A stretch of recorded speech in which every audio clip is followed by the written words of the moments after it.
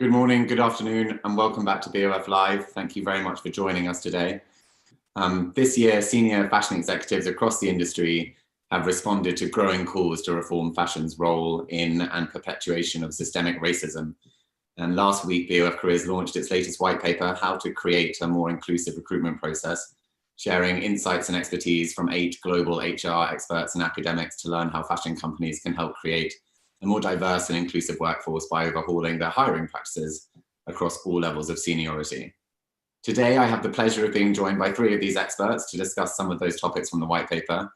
Suezette Yasmin Robotham, the founder of BlackTechBeauty, is a diversity, equity, and inclusion leader in the tech space with experience at working at some of the biggest companies on the planet, including Google. Suezette, thank you for joining us today. I'm also delighted to be joined by Jane Hatton, the founder and CEO of Evenbreak, a recruitment firm connecting disabled job seekers with disability-friendly and inclusive companies. Jane, hello and thank you. Hi, thanks. Great to be here.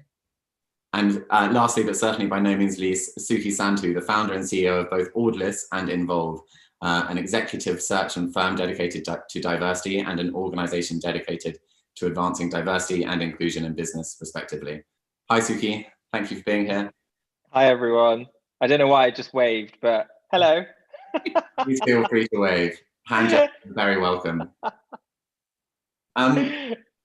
We have a lot to get through today, and we are going to try and approach the recruitment process as a whole to really give us a bird's eye view on some of the issues that flow through it.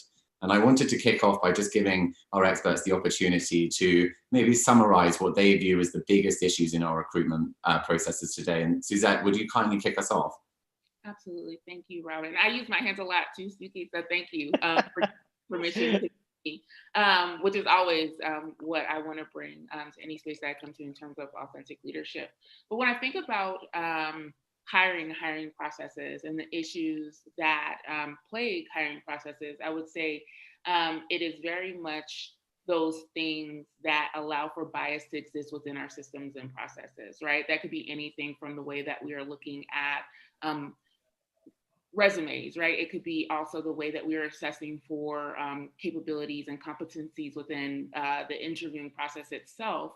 And it can also be the way that we're making decisions. And so it is the implicit and explicit bias that exists within our systems and processes that ultimately keep candidates from diverse backgrounds and experiences out of our organizations and companies. Suki, I wondered if you could share what your sort of primary focus issue is. Yeah, there are so many to speak of, but I would say the biggest challenge, I think, is that most recruitment processes in any company generally are quite crap.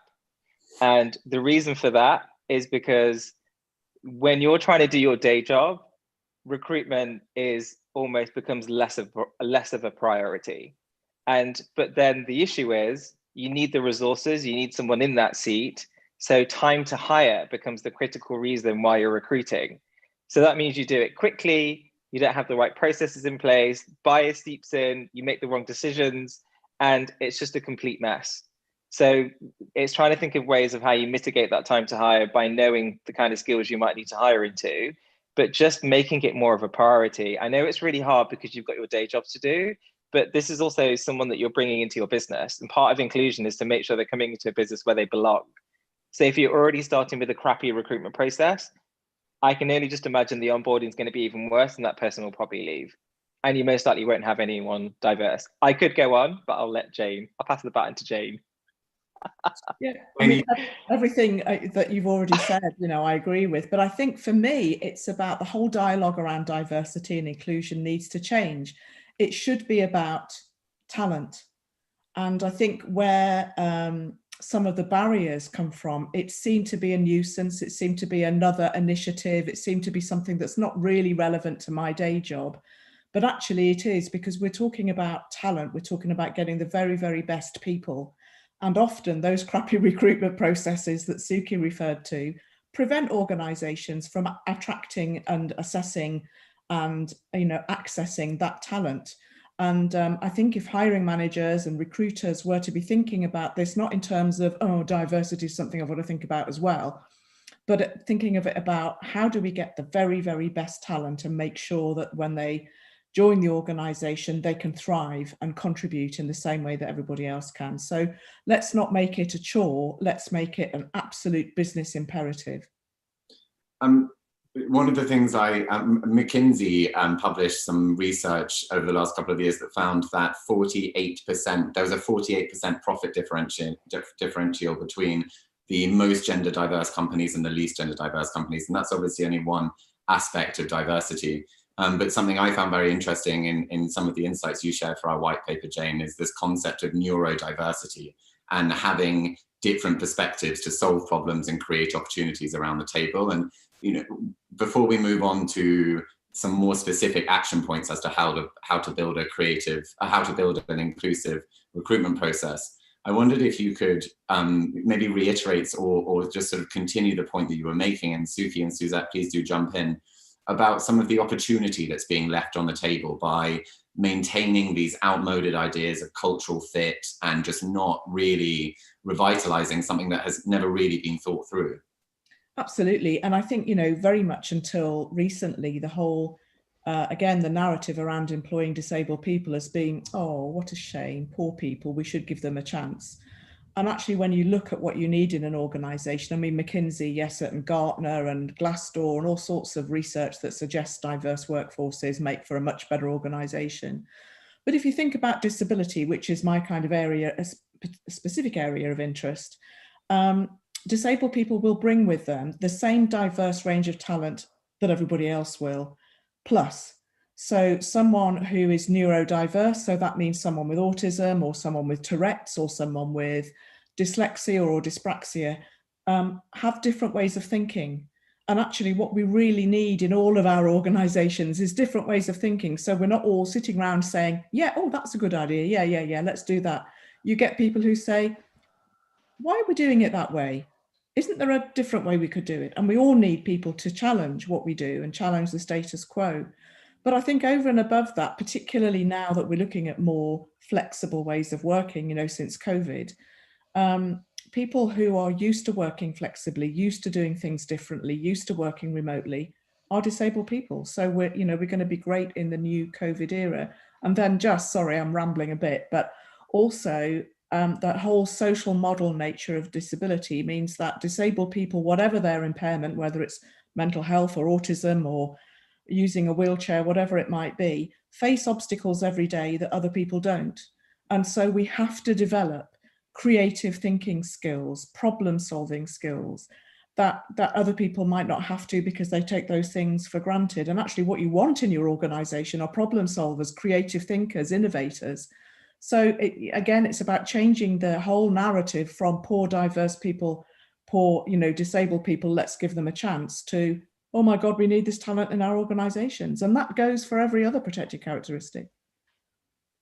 Suezette, with your experience in the tech world, what do you see as the sort of greatest boon that a more diverse workforce could bring to that world? Or what do you see as the greatest opportunity that's left on the table by not having a more diverse tech workforce? So that statistic around the 48% is not lost on me, because that is the difference between billions and millions if you start doing the math. And right now within the tech arena, we're having a really deep dive focus into product inclusion, right? And what that then means for actually creating products that are reflective of the communities we serve, and in making them more accessible to the communities we serve, actually seeing your bottom business line increase, right? But that starts by actually having the communities that you serve reflected within the composition of your company and organization, right? So when you think about apps, right, you think about financial apps, and you think about within the kind of maybe even the case of like fashion, if you're thinking about developing something that reaches a particular market, if you don't have those people reflected in your organization, how do you ultimately build the muscle and the knowledge base that you need to be able to make sure that that product in particular is attuned and reflective of the culture and community that you're serving, and then is like going to be something that folks want to actually invest in, right? And when you think about, for example, just the immense amount of, for instance, money that the Black community spends on retail, right? Like we are a huge driver, a huge contributor to like buying fashion, to not then have those folks at the table with the actual like active voice within the company saying, hey, actually, these three things not being included in your marketing plan, or these three things not being included in how you are actually thinking about like the body type of the community or what the community is actually on board for, is the difference between the billions and the millions. And so within the tech space in particular, we're actually having a much more comprehensive conversation around product inclusion, what that then means for how we are designing products, and how that then means that we even think about the marketing and the communications plans to the communities we're trying to serve. And so I think not being representative and then not being inclusive is a great differentiator in terms of ultimate profitability and bottom line. It's fascinating to think what a better skilled product inclusion could do to some of the unconscious bias that winds itself into some of the systems that we still use. But before we move on to unconscious bias and some of the recruitment process, Suki, you started a business that with the specific aim of leveling the playing field in terms of leadership hires for diverse talent. What do you see as the greatest opportunity that's left on the field by not finding diverse leadership, but also maybe to move on to the recruitment process itself? So much of this starts with leadership. And, I wonder if you could share your insights on why leaders are almost uniquely positioned to remove barriers and really drive positive change. Yeah, I mean, the comments about the business case are hugely valid. So I think the benefits, is quite well rehearsed. Everyone should pretty much know what there's so much research out there. It's hard for anyone to deny that diversity and inclusion is good for business, creativity, productivity, innovation. And actually, given the fact that it's fashion, which is about creativity and thinking what you're creating for your customers, for your global customer, depending on where you are based in the world, it's critical that you're reflective in your employee base as well as the consumers. But actually, I feel like we need to move away from the business case because there's so much research that we don't need to keep talking about it. I think we need to remind people that just doing diversity and inclusion is the right thing to do. And actually, it's about your employees. It's about your well-being. If you look after them, they will look after you in your business. They will perform better. It's as simple as that. And ultimately, if you're not being inclusive, your employees will leave. You have to remember, I'm sure you want to, like in this current climate, in this pandemic, we're all remote working. You don't even have to leave your house to find a new job anymore. And that's at any level, like be it executive or entry level or middle manager. So actually companies do have to work harder to retain the talent they have. And when it comes to recruitment, you want to ensure that you're seeing the widest talent pool to attract them to your business. So what are you doing to make your brand attractive? Because we've seen over the last few years some pretty high profile faux pas that some brands have made with some of their products, which has led to this big drive in fashion to take it more seriously. Yet when you still look up at the top in fashion houses where everyone seems to think it's very diverse and very inclusive, it's still led by older straight white guys. Simple as that. Every major fashion house or conglomerate, whatever you want to call them, that owns all the different brands, there isn't that diversity that people see when they look up. So if you think of even somewhere like LVMH, they have an issue with having too many French people perhaps in the leadership team, but they're a huge global business when they should be representative of different nationalities, not just the France community, for instance. So I think there are lots of challenges to overcome. And I think fashion is waking up to the fact that they need to make changes to progress. Can I follow up to that? Because I absolutely agree, right? Like diversity, equity, and inclusion work, unlike any other piece of the work or any other fiber that flows through an organization, is core values work, right? And I think it's challenging work because I'm asking you to reflect deeply on who you are, what you believe, how you understand the world around you, and asking you to think much more expansively about that, what that then means for how you're engaging with your client base, right? And diversity, equity, and inclusion actually requires people to do things like identity work, right? So I actually would argue before you even get into bias, you have to ask people like come to terms with like who they are, what their background is, what that experience ultimately means for how they present and represent themselves and how they then engage with the world, right? Because before I can talk about bias, I have to understand about the things that my experience have led me to understand the world and how I then understand the world and what that might mean then for my bias, right? So I absolutely agree. And for some folks, there's dissonance in how do I resolve the fact that this is a business with how do I resolve the fact that I'm a person and my experiences play into how I orient toward business. So I absolutely agree. It is more than like talking about it from the business perspective. We have to talk about it from the human perspective and an experiential perspective of who we are as people and what that means for how we show up and what we bring into the workforce. And Robin, just another point I'd add to what Suzette's saying is when you think of the leadership, the leadership is who everyone is looking up to for the behaviors that the business expects from the employees. They're effectively the culture carriers of the organization. So I have a real issue about values and people talking about values in companies, because I think someone's values are actually quite hard to change because your values are created from the way that you were raised. You can't change someone's values necessarily, but you can change someone's behaviors. And so looking at what the leadership team are doing, the CEO, the C-suite, the board, they're really, really critical in ensuring that they're driving the right behaviors in the business. And they're the ones that are supposed to role model the behaviors that they expect, including like the way that they recruit. Because if they're going out and hiring like a chairman, and it is normally a man, hence I say chairman, if they want to hire a new board member and then they hire like another white guy to the board, what kind of message is that sending to everyone else in the company? You'll probably get the eye roll and the disengagement, but it's the same if it applies in the C-suite, because there's been a large focus on driving diversity in the boardroom, but the board meets probably 5 times a year. It's the exec leadership team that is driving the business day to day. So that's where real change needs to happen. And actually them making the right hiring decisions and the processes in place to make sure that they're making a difference. And in light of like Black Lives Matter and what's been happening in the last 5 or 6 months, I mean, I've been in executive search for 17 years. We have an office in New York and one here in London. I've never seen CEOs and chairmen be so enthusiastic and passionate about hiring the widest talent pool. For instance, a CEO, we're recruiting a CFO for a tech business. And the CEO very explicitly said to me, Suki, I really want a Black person into that seat. Now, I've never in 17 years had a CEO ever say that. The focus has always been gender. They've always been like, we want to hire a woman, we want to hire a female CFO, female board member. And I'd be like, well done you, you're definitely going to go to heaven. But what about race? So I'd always bring that conversation up 9 years ago. So it's interesting seeing it now. Now, we wouldn't go out to the market and say, right, this client wants to hire a Black person. We would find the best person for the job. But seeing the change in attitude in the CEO to think more broadly than he has before, I think is game changing for the way that minorities and opportunity and access for people that are different.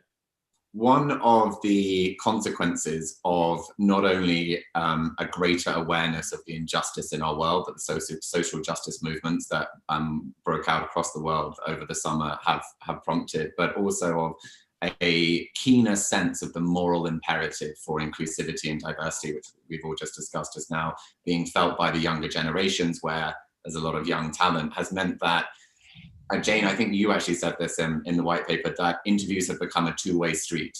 Talent is now interviewing the organization to see if it fits their values as much as the organization is interviewing the talent. And one of the stopgaps that a lot of organizations have done in order to better perform in that judgment is hire chief diversity officers. And those chief diversity officers tend often to be the only diverse individual in the C-suite or in the leadership. And often they are given vast remits, zero resources, no budgets, they have no role in the operational decision-making, they can't control human capital. I wondered, Suezette, I know that you've had some experience in working in this area. I wondered if you could share your thoughts on why it's so important to connect leaders with the specific remit of diversity with operational responsibilities within a business. Absolutely, right. So what you tend to see is this passion and fire when something happens around diversity, equity, and inclusion work, and then the world gets quiet and that imperative goes away for leadership and folks go back to doing what it was that they were doing. And you then have someone in seat in a role that oftentimes can feel a bit performative, right? And we are not talking about performative diversity, equity, and inclusion. We're talking about like deep shifts and changes to ultimately drive proper action and doing it because, to Suki's point, it was the right thing.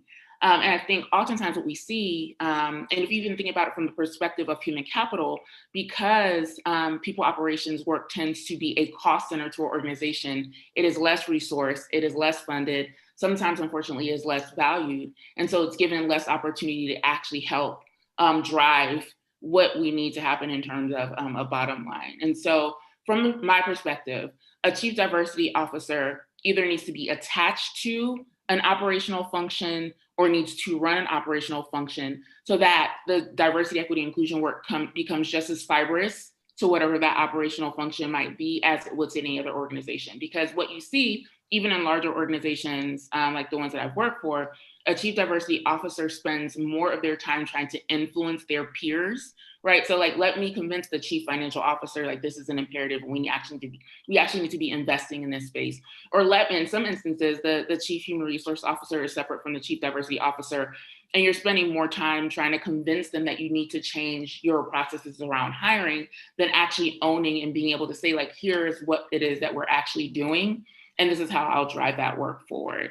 I think in addition, right, a lot of times you'll bring in this executive level person with no staff, no resources. And so they're spending time trying to operationalize that strategy that they're developing. And there's burnout from that, right? Like, it's taxing to think that I have to ultimately think how I'm going to change this entire workforce or this entire organization's perspective and understanding and values around diversity, equity, and inclusion. And I'm actually going to have to then do the tactical things on a day-by-day basis in a world where there may be other teams that are better resourced. So I think you have to actually think about, like, what are the supports and structures that a chief diversity officer has to have in place to actually have what we're trying to drive toward, which is impact and ultimately transformational change. But that only comes when you properly resource, when you properly evaluate, when you properly fund the work, and then you actually position that person to have authority and power. Jane, I'd love to hear your perspective, having founded Evenbreak in 2011, but prior to that, you've been a consultant in diversity and inclusion for a number of years, and you have seen the sort of emergence of the Chief Diversity Officer. You know, what are your thoughts on it as a role? Yeah, I mean, definitely, as Suezette says, there's a huge amount of burnout in this role, because typically what happens is an organization will bring that person in to tick a box. Right, we've dealt with that, we've employed that person. But unless that organization is prepared to change, is prepared to listen to that person they've now taken on, then that person is consistently knocking their head against the same brick wall time and time again. You can only do that for so long. So I think it's about, if you're going to employ someone in that role that's kind of responsible for diversity and inclusion and equity, it's not just about making sure they're resourced. It's about making sure that the organizational culture is open to change, because there's no point in bringing somebody in and then not changing. You may as well have not bothered. And, you know, it is about power. It is about autonomy. It is about respect. The other danger, I think, and I've seen this in the public sector particularly, is that often managers will say, oh yeah, diversity. Oh, I don't have to worry about that because that black person over there, and it usually is a black person in a diversity role, that black person over there deals with that.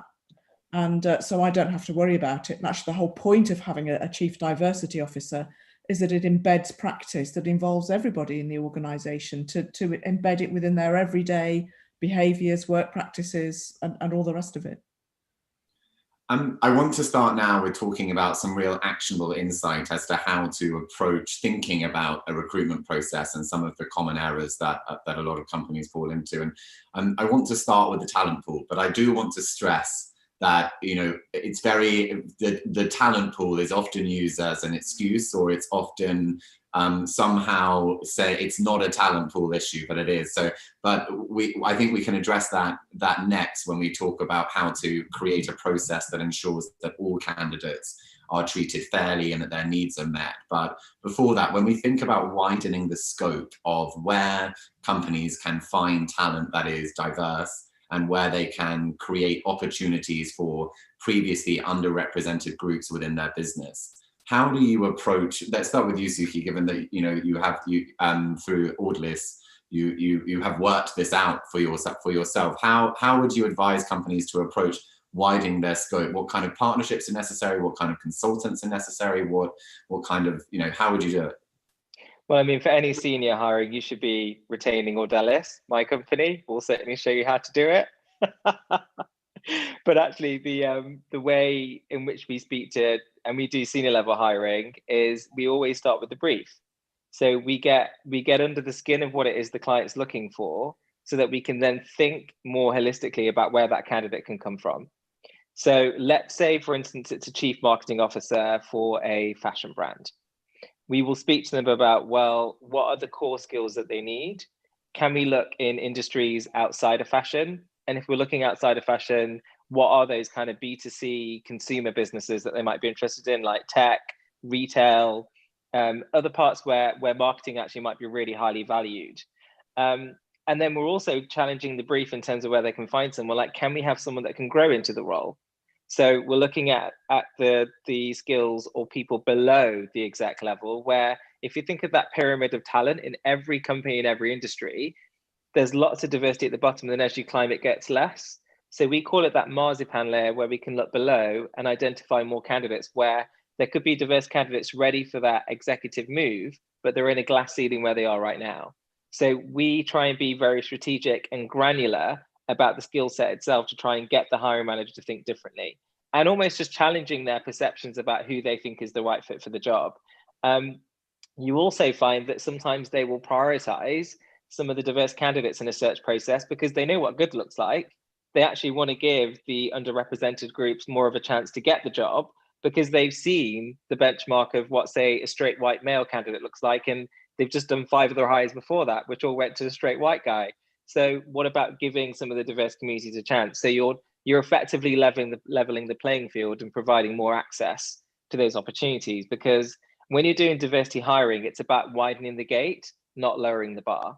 That's kind of what we always say to our clients, because there is this big misconception in business that if you do diversity hiring, it means you're compromising on quality, which is just not true. Yeah, the opposite is true.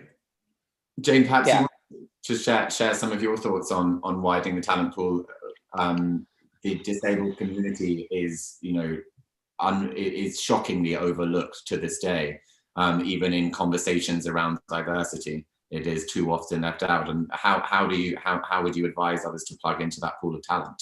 Well, I'd advise them to use Audeliss and also to use Evenbreak, basically. So we did some research, or a university did some research for us last year, asking disabled candidates what were the biggest barriers they faced when they were looking for work.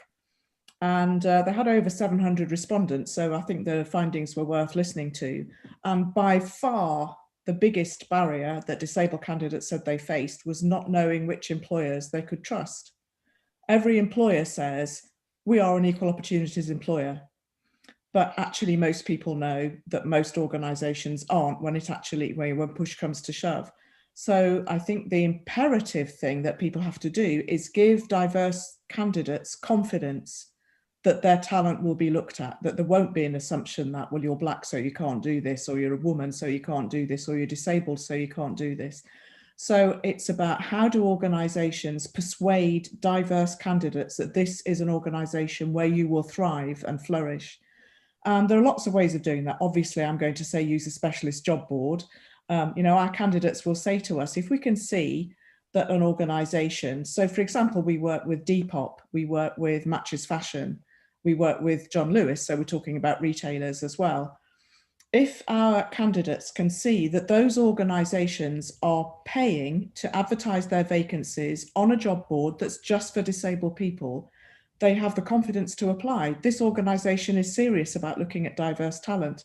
So A, they will apply, and B, they will be more open about any access needs they might have because they don't perceive it's going to be a problem. So obviously, proactively going out, and I think if we broaden it, it's about looking at, if we only advertise in the Times, we're only going to get the same kind of talent that we got before. So we need to be going to different places if we want different talent to start applying. So it could be specialist job boards, specialist agencies. It could be, black press or female press or disabled press, for example, or proactively going out and doing job fairs in areas where there are a number of people that you might want to attract. So I think, we often hear employers say, well, if they want the job, they'd apply for it, wouldn't they? it isn't that simple. You know, if a Black person looks at an organization and all they see is a sea of white faces, the assumption could be, I'm not going to fit in there. They're not going to, you know, I'm not going to have a seat at the table there. And it's the same for women, for disabled people, for gay people, you know, whichever characteristic we're talking about. If you can't see evidence that that organization is genuinely open to diverse talent and is genuinely inclusive, then why would you apply in the first place? You might be the best candidate, but they'll never find you because they're not going to apply. I want to talk about some of the mistakes that can be made in the language and terminology that people use to describe opportunities and write job adverts, as it were. But before we do that, Suezette, perhaps the tech industry is in an unusual position in that, in comparison to the fashion industry, budgets are big, and the you know, being a forward-thinking, inclusive entity is much more inherent to the brands of big tech companies. And even with all of those budgets and all of that intention from the top down, you know, the tech industry has struggled to diversify its workforce with every algorithm and every dollar to spend that it could. I wondered if you could share, you know, any of your experience in why that is still the case, or any success stories that you've seen in successfully diversifying the tech side of the talent force.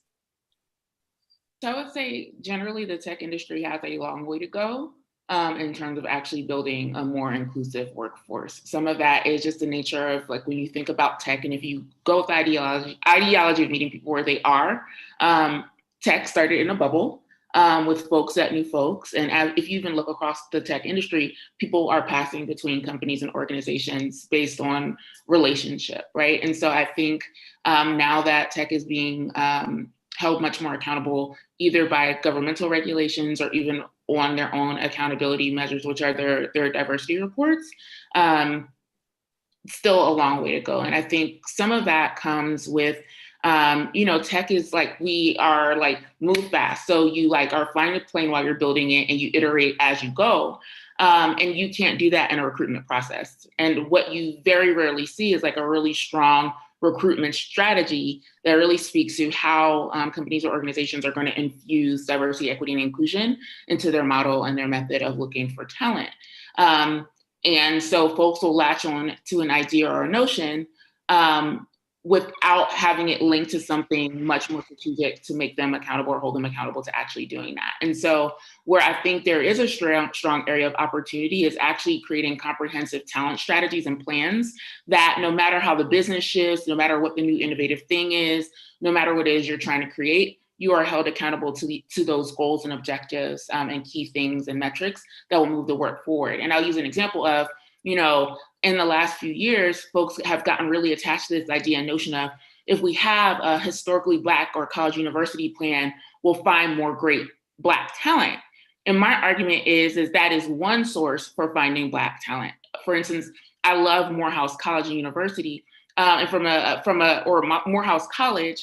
But if you think about the scale at which Morehouse graduates young Black men every year, it's never going to produce the amount of talent or the quantity of talent you would need for organizations and companies that are scaling from 50 to 100,000 people in a matter of 2 to 3 years. But a broader Black talent strategy, which looks for Black talent in all the places they might be it a historically Black college or university, be it, when I think about a place like Atlanta, Georgia State University graduates per capita more Black students, or at the same amount of Black students as an HBCU every year. But if you don't have a broader conversation or lens for where you find Black talent, you'll continue to say you can't find the talent you need because you're looking in a very small space, right? Like historically Black colleges and universities are less than 200 schools where you have an entire world of Black talent to look from and look for.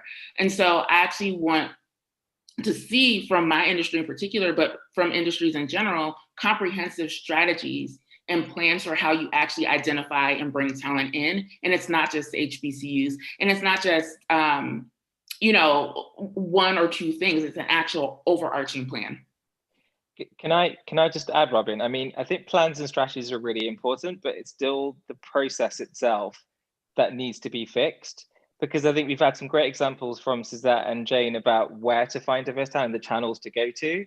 So it's great spending all that time and effort and money perhaps to bring the talent to you. But if you don't run an inclusive recruitment process, what is the point?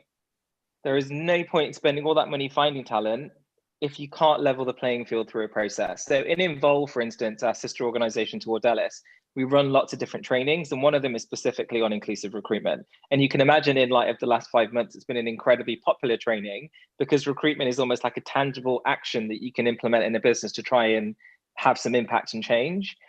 And in the simplest terms, what it means is investing the time into a process. So are you clear on who the stakeholders are in that process?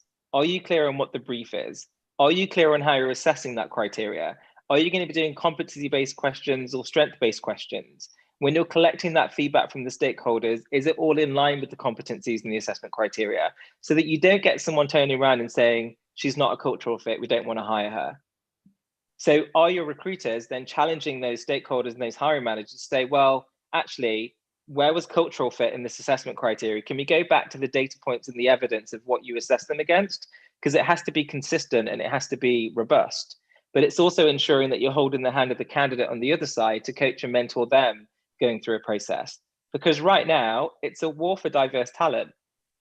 You have to get your pipeline right, and you have to get the process right. It's as simple as that.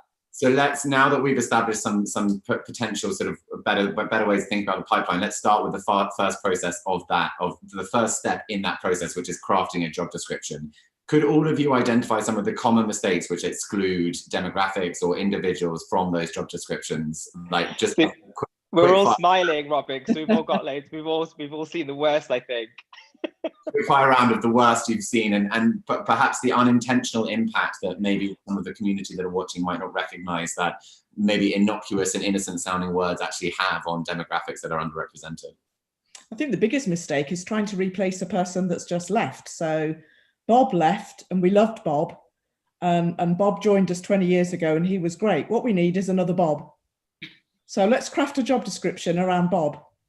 Or they can actually write it in that way. They won't say Bob, but they'll say a former employee left and he was great and we've got big shoes to fill. And you're like, are you kidding? Yes. You're already making it really hard. I mean, that's one of the biggest things, isn't it? And I think hiring managers are very much, I want someone who's had exactly this same job in exactly this sector, somewhere else, that's going to come here and they're going to start on day one. They're not going to need any training. But actually, that person isn't going to bring any new ideas with them.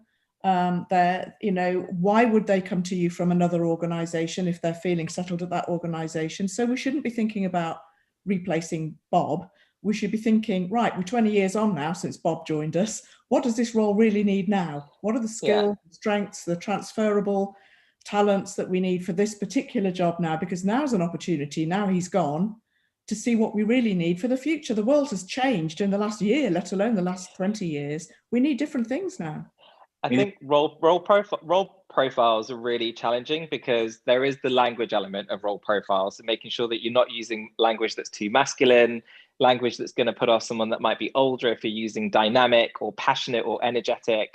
But there's a fine balance because your role profile is your way of encouraging someone to apply. So you're trying to make it really sexy as an option to kind of differentiate your employer brand. So you have to do a fine balance, but there are like tech tools that you can use to put your kind of role profiles through. Well, they'll highlight language that might not be appropriate, or to try and make it more gender neutral, for instance.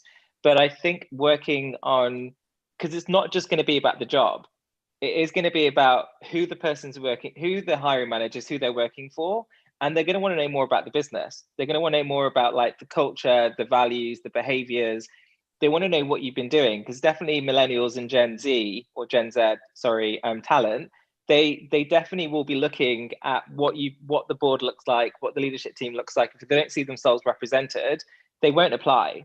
So I think it's trying to build almost like a candidate prospectus rather than just the role profile, because someone's not just applying because of the job. They're looking at all the other factors around it as well.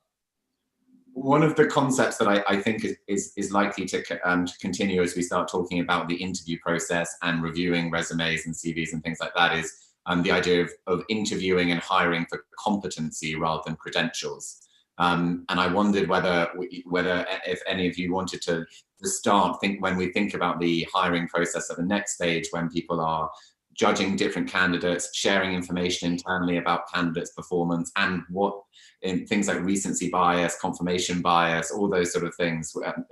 Do any of you feel that you want to jump in at this point to? I have a mission to get rid of resumes and CVs altogether, because I think they don't reflect the brilliance of the candidate.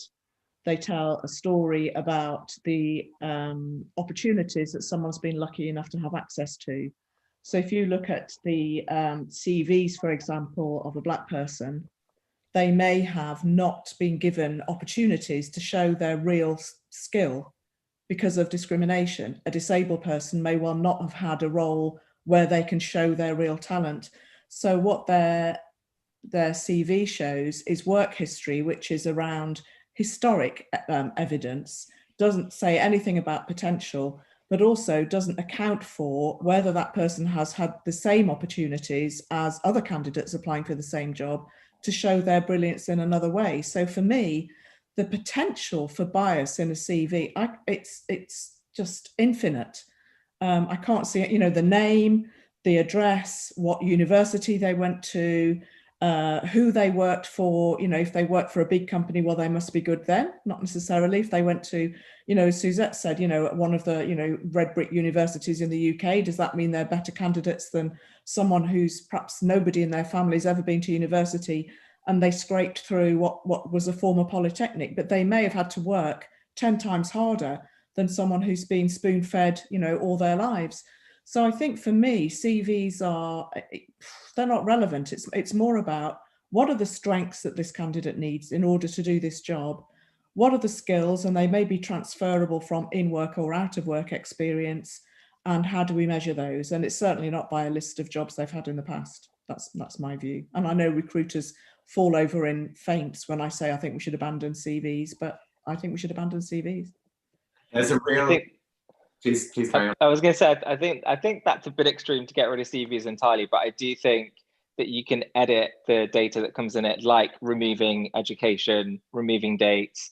I don't even think like changing name. I know people talk about blind CVs, and it's a very easy thing to implement, but it doesn't matter if you're not changing the mindset and processes of the hiring managers within the business, regardless. And so for me, when it comes to interviewing, I'm a really, really big believer in potential and strength-based interviewing. And that means looking at someone in terms of where they can go in the business rather than what they've already done. I think the example I gave in the white paper is McDonald's, for instance, do a lot of strength-based interviewing because they hire people based on attitude, because they will teach them whatever they need to do. If they're like, you all know that the employees that you love working with, the ones that are really optimistic, really positive, really get going, will get shit done, they work really hard and they want to learn. Like everyone wants to work with that kind of person. So that's what strength-based interviewing will find out. You can teach them the technicalities of any kind of job, be it buying, merchandising, whatever it might be in fashion, for instance. So I think strength-based is the way to go, so that we're opening up the avenues for other underrepresented groups to get opportunities to get ahead. Maintaining the rigor of training everyone involved in the recruitment process in a company, which is often a very broad group of people, to actually do strength-based interviews, when up until 2 or 3 years ago, it was basically sit down, have a chat and tell me whether you like them in a lot of companies. You know, what are some of the tips that you would share, that any of you would share with recruitment managers or people involved in hiring processes as to how they can ensure that they are not falling into some of the common biases that our traditional interview techniques were so good at creating? Suzette, perhaps you kick this off. So I think very much in the same way, right? So what I want to honor is, and Suki has held us accountable to like honoring, like, yes, pipeline and finding talent is one part of it, but we have to treat the talent acquisition process as a continuum. And if we don't honor that, it is very much the processes and the things that happen once somebody is there that ultimately kind of impact them, then we're not honoring like where some of the challenges lie. And I think A part of that is very much in the same way that you want someone to have a degree to come to your company. I think in order to interview, someone has to have some sort of certification or some kind of like, hey, like you've completed these necessary trainings. And not only have completed the trainings, but they have passed some kind of assessment that say you are qualified to be an inclusive interviewer, and our process to do that. And that will take an investment of time by companies and organizations, right? And ensuring that their folks have gone through the proper bias training, that they have gone through the proper training to ensure that they're actually, as an interviewer, creating an inclusive process. Because I do think the thing that we miss is we should be creating candidate-centric interviewing processes that get folks invested in the fact that they actually want to be a part of that company or the organization, and that is the place that they ultimately want to be. And so I would say that I want to see more companies and organizations say that they have implemented a interviewer training and assessment and certification that says that someone should be and can be interviewing on their behalf. Jane, that concept of candidate centricity is something that you shared some insight on in the white paper about how organizations can go about providing for the needs of candidates in a way that is both respectful and not unintentionally or perhaps intentionally exclusionary. Perhaps you could share some of your experience in that area. Yeah, I mean, I think very much I agree with Suezette that obviously we need to make sure that people who are involved in the recruitment process at any point in the process is properly trained and understands the potential for bias. But I also think we're not going to get rid of bias. We might learn about it, but it's there. You know, we've had a lifetime of conditioning to get to where we are. It's going to take another lifetime of unconditioning to get rid of it.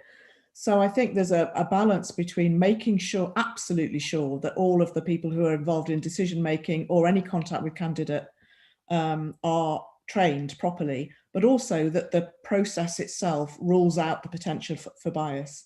So that, for example, you know, we talked about CVs, but so that there's no potential for bias about which university somebody went to or where they live or what their name is or how old they are or whatever else it might be. But I think it's also important to make sure that the candidate has the best experience that they can, because what we all want as recruiters is to get the best person for the job. And you can only do that by enabling each candidate to perform in the recruitment process at their very, very best. So in terms of disability, and disability often does get left off the whole diversity list of priorities, the way we suggest doing it is rather than saying to candidates, which often happens, are you disabled? Yes, no. If so, what do you need? Say here. That sounds very kind of legislation compliance rather than warm and friendly.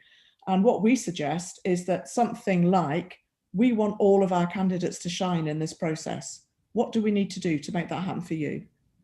So we're not saying, are you disabled or not? It could be, I can't have an interview when I've got to pick the kids up from school, nothing to do with disability. It could be, I really would benefit, I get very anxious in interviews. It would be really useful if you could give me a list of the kind of areas you'll be covering in the interview beforehand so I can prepare. For somebody who's autistic, it might be, can I have a photograph of the room I'm going to be interviewed in and a photograph of the panel so it's not new when I arrive.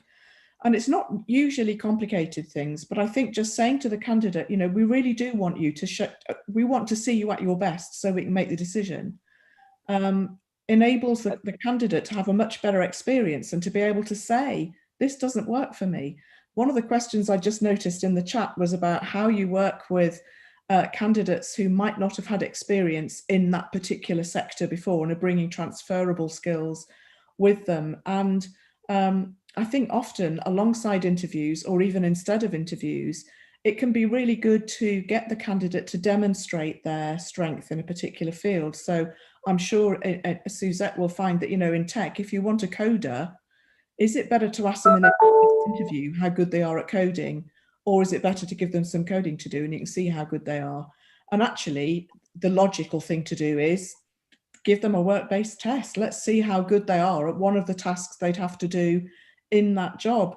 Not everybody is great at selling themselves at interview, but they may be the best candidate. And sometimes I do think that interviews, you might be testing which candidate is the best at blagging at interviews, but that may not necessarily be the best person for the job. I mean, traditionally, and it's a huge stereotype and there are lots of exceptions, but traditionally women aren't quite as good at selling themselves as men, you know, as talking about what they're good at.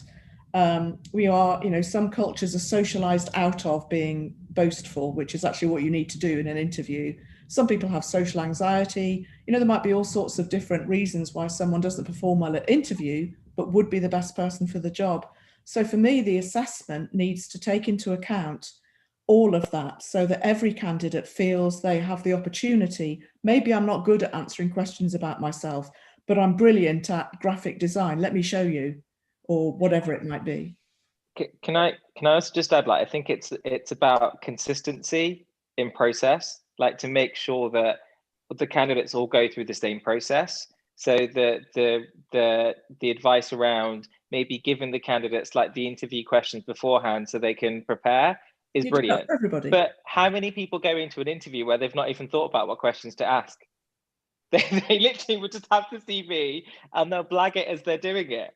Like, we know that happens. So actually, again, it's about that investment of time. So thinking beforehand. I think we also need to be more honest in our recruitment processes with the candidates. So if you're unsure about some candidates or not sure that they performed in certain parts of the interview, give them that feedback. Give them the chance to then prove it in the next stage of the process with a different stakeholder, rather than holding it back and not giving them the feedback, because feedback is a gift. It's there to help them grow and learn.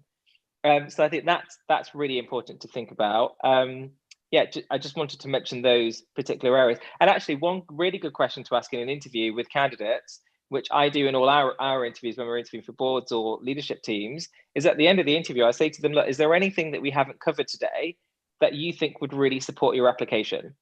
Because actually, you might think you've asked all the best questions, but that candidate might have some like amazing experience or an example that they haven't been able to say because you haven't asked that question, which they think is really relevant to the job. And it's just one simple question to add at the end of your interviews. And it's a really, really good way to give that candidate one final chance to show why they're the best person for the job. The concept of commitment and consistency, you know, all of you have raised at some point, and a key part of a successful effort to build a more inclusive recruitment process is post-hire, and ensuring that any recruitment that you do is successfully embedded into the organization and retained and can grow and act as a signal to others, perhaps, et cetera, et cetera. Could you, when we think about the importance of onboarding and the importance of giving people the opportunity to engage with a company culture that is potentially in the process of changing, Suki, perhaps you can start, given that Involve is, really focused on this area. What are the key principles in addressing an onboarding strategy, which again is often overlooked? Yeah, onboarding is really hard. And it's also really harder in a pandemic when everyone's remote working. And I think companies are still trying to figure out what the best way of onboarding new talent is into a business, whether you're a big business, whether you're a small business, because actually that when you're in any business, if you think about the way that you learn is normally on the job. You're there, you might be partnered with someone, they're shadowing you what you do all day when you're running around the office at your screen. You don't have that opportunity anymore. So for new hires, I think it's a lot harder to do the onboarding, but we have to also remember the onboarding starts from the day that they accept the job. So if you think about someone that might be on a 3-month notice period, you can start the onboarding during then. So trying to maybe buddy them up with someone in the business so they're getting a sense of how to navigate the politics or the culture in the organization before they actually join virtually, because they most likely will be joining on a day like this, which you can imagine how hard it is to build those relationships if you don't have that social capital people in the business. And I don't think any company is doing it right, whether it's virtually or whether it was physically before. They've all really struggled to do good onboarding, but I think preparation is key. Even, I know it sounds really simple, but having like an employee handbook where you've got almost, because every culture and every business is unique. I'm guilty that I don't have one of these yet. We talk about it every bloody year and we still haven't done it.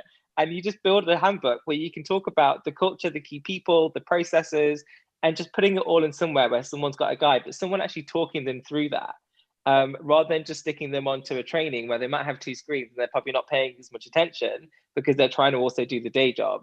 So again, it's kind of trying to create a an onboarding program that's going to be inspiring, engaging, and a way for them to actually meet the different stakeholders and employees in the business, because they need to really get under the grip of what the culture of the business is. I don't know if any of us have anything to say about onboarding, but I think it's really tough. It is hard. I mean, we only work remotely at Evenbreak. We all work from home. We're all disabled, so all of our onboarding has to be done remotely. And it's interesting, and we do have a handbook because we've had to. So we do have a handbook which tells things about, the policies, the processes, the procedures, what to do if you have a complaint, and all of that, the usual kind of legal stuff that you need to have. But I think it's also about, as you say, knowing the characters involved, what we're all like, a bit of a kind of pen picture about who the key people are that you'll be working with on a day-to-day basis and how they like to work. And it just, because it's those informal things that you have to find out, by yourself. That person actually prefers me to phone them rather than email them, or that person is not a morning person, so if you want any sense out of them, don't speak to them before we're into double figures, because you're not going to get any, that kind of very informal stuff that you find out about but can take months. And actually it's much easier if you can do that quicker and learn about each of our foibles and differences early on in the program. But when we talk to larger employers where it's not always that easy to do that, I think it's very much about, as you say, finding a buddy, finding someone who's just perhaps the next rung up that can show them what's expected and how it all works. But also mentoring, I think, is really important almost from day one, that there is a career progression there for those who want it. So, and particularly in terms of diversity, a new hire might look up in the organisation and there's nobody up there that looks like them. So to offer a mentor from somebody who's been there, have navigated their way through that organisation. And another thing that we definitely promote is reverse mentoring. So if you do have, an older, white, male, straight, non-disabled board, for example, why don't you attach each of those to a diverse member of staff so that they can learn about what the barriers are that they've never had to face, that they're not aware of? And it's quite an eye-opener sometimes. And that does two things. It makes the board a bit more aware about some of the barriers that are there, but also it makes that employee, gives them a role and gives them some influence because they have a direct line to the board there, which they wouldn't normally have. So I think there's all sorts of things that we can do to help diverse candidates feel part of the organisation from, as you say, before day one, from when they've accepted the role. Sadly, we are desperately running out of time. Suezette, I do want to come to you to get your thoughts on onboarding, and then I'm going to ask all of you to share one final piece of advice. And obviously no silver bullets exist to fix this, and consistency, commitment, budgets, all of those things are super crucial. But I just thought I'd warn you that I'm going to ask for a piece of advice from each of you before we close the session. But Suezette, in your work and founder of BlackTechBeauty, that kind of group supports diverse candidates who are seeking support, potentially because onboarding strategies, etc., are not sufficient to really cater to their needs. And I wondered if you could share some of the experiences that you may have learned through your work with BlackTechBeauty about how candidates that are potentially the diverse elements of workforce being onboarded into new businesses or businesses that are trying to change, that's a lot of pressure that can be created. Can you share any of your experience that your network has given you? So I'll absolutely say, and it's to the piece that I mentioned earlier, right? If we treated talent acquisition as a continuum and actually backward plan from how do we actually retain talent from diverse backgrounds, we would actually build into every other piece of the process much more inclusive and thoughtful moments and experiences for every single one of our folks, right? And ultimately, if you hire more diverse talent into your organization, and your organization and culture, right, is not receptive and or welcoming to people from diverse backgrounds, you're ultimately going to have a leaky bucket.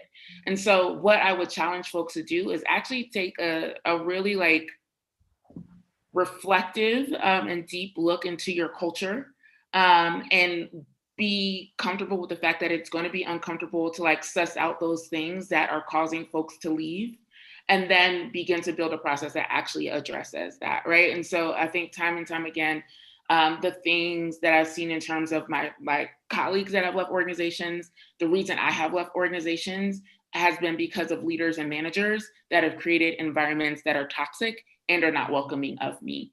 And I think it is unrealistic to think that you can have a culture and an environment that is not inclusive, and bring candidates through and have them stay. And so I think there is a strong opportunity for people to take an evaluative lens of what their organization is, how people are experiencing their organization, and really working on the culture. And I know that diversity, equity, inclusion work is incremental work, because at the point that some folks are actually acknowledging it, you've been an entity for 20, 30 years, and I'm asking you to change entire systems, right?